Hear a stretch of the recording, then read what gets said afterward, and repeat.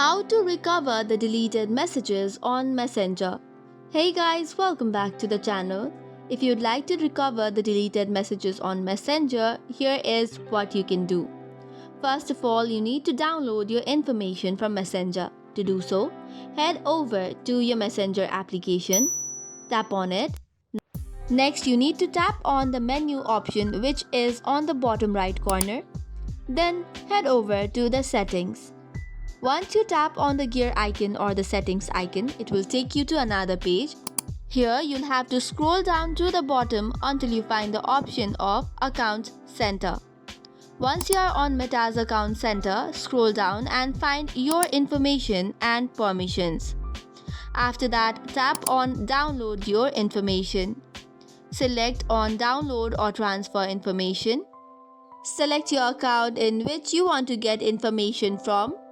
Now choose the specific type of information or download everything that is on your Messenger.